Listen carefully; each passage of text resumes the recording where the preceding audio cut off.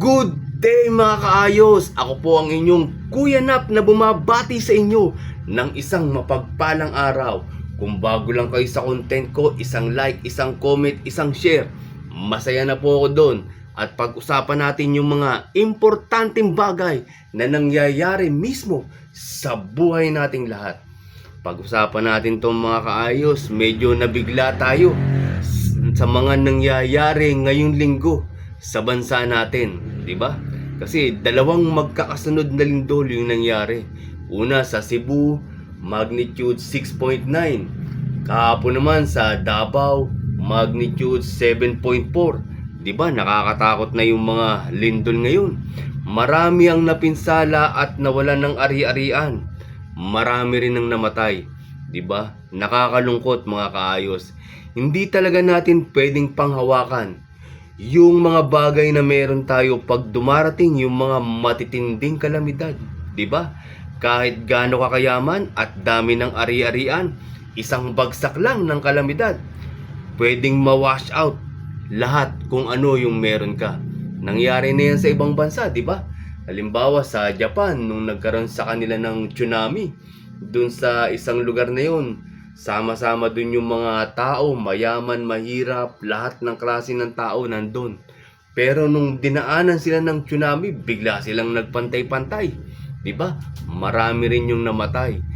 Sa atin naman, yung bagyong Yolanda, siguro, naalala nyo pa yun, mga kaayos, dun din sa lugar na yun. Sama-sama dun, lahat, mahirap, mayaman, lahat ng klase ng tao. Pero nung isang dinaanan sila ng bagyong Yolanda, ang dami ring namatay, bigla silang nagpantay-pantay. 'Di ba mga kaayos, halos yung mga patay doon hindi na iniintindi, mga naghalambalang na lang sa kalsada. Nakakakilabot, 'di ba? Mga kaayos, ipanalangin natin sa Panginoon Diyos yung kalagayan ng mga kababayan natin. Kung meron kang kakayahan na tumulong, siguro kung sobra-sobra yung pera mo, bakit hindi mo gawin? Tulungan natin yung mga kababayan natin.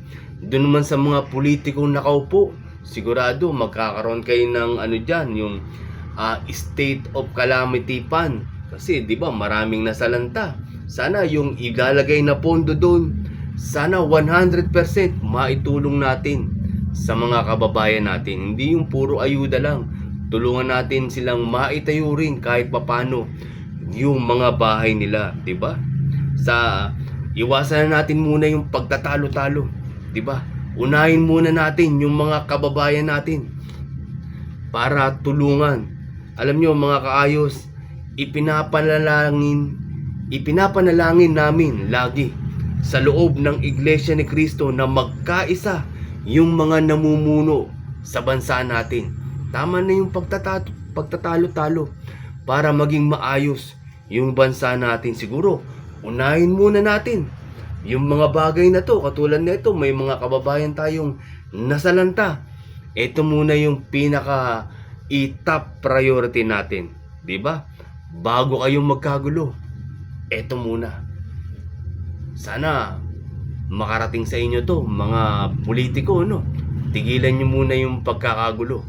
Unahin natin yung mga kababayan natin. Ayos and God bless.